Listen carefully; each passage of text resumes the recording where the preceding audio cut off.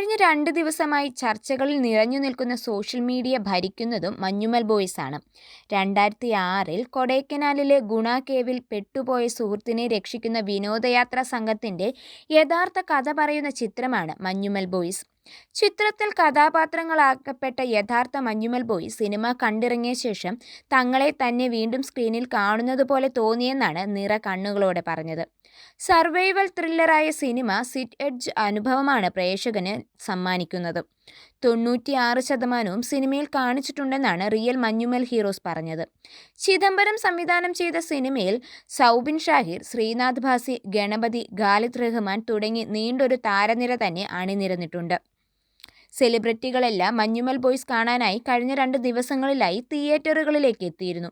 ഇപ്പോഴത്തെ ഷാജി കൈലാസ് മഞ്ഞുമൽ ബോയ്സിന് പിന്നിൽ പ്രവർത്തിച്ചവരെ അഭിനന്ദിച്ച് എത്തിയിരിക്കുകയാണ്. ഒപ്പം തനിക്കുണ്ടായ അനുഭവം സോഷ്യൽ മീഡിയ പോസ്റ്റിലൂടെ വിവരിച്ചു.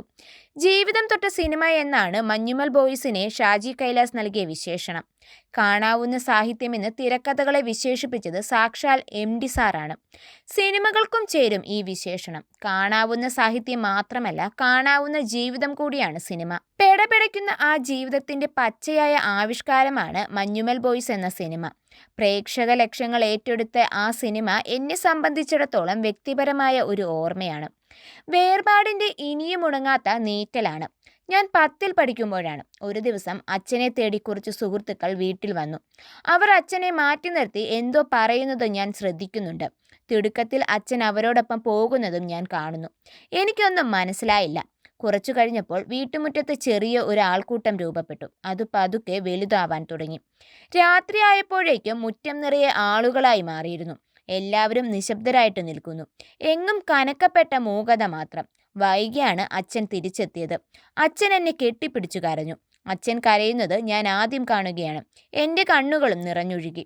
പിന്നീടാണ് വിവരങ്ങൾ ഞാൻ മനസ്സിലാക്കുന്നത്. കൂട്ടുകാർക്കൊപ്പം ടൂർ പോയ എൻ്റെ ജ്യേഷ്ഠൻ. അഗസ്ത്യാർകൂടത്തിലേക്കായിരുന്നു അവർ പോയത്. മല കണ്ട് ഇറങ്ങുന്നതിനിടയിൽ കാൽ വഴുതി ഡാമിലേക്ക് വീണു.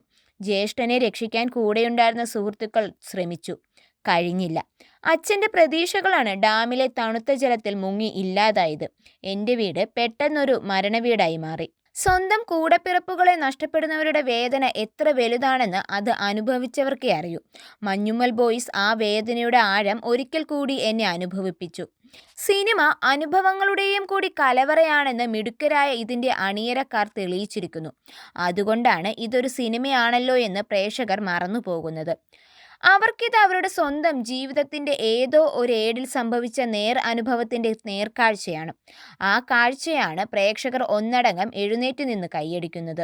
ഞാനും ആ കൂട്ടത്തിനുണ്ട്. ഞാൻ കൈയടിക്കുമ്പോൾ അതിൽ കണ്ണീരും കലരുന്നുവെന്നു മാത്രം. മഞ്ഞുമൽ ബോയ്സിലെ കൂട്ടുകാർക്ക് അവരുടെ സുഹൃത്തിനെ രക്ഷിക്കാൻ പറ്റി. അതുപോലെ എൻ്റെ ഏട്ടനെയും അന്ന് രക്ഷിക്കാൻ പറ്റിയിരുന്നെങ്കിൽ. ഏട്ടൻ്റെ കൂട്ടുകാർ അന്ന് പരമാവധി ശ്രമിച്ചതാണ്. എന്നിട്ടും കഴിഞ്ഞില്ല. ഭാഗ്യം തുണച്ചില്ല.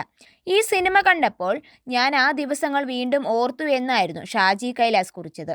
സംവിധായകൻ്റെ നല്ല വാക്കുകൾക്ക് നന്ദി അറിയിച്ച് മഞ്ഞുമൽ ബോയ്സ് അണിയറ പ്രവർത്തകരെല്ലാം കമൻറ്റുമായി എത്തി.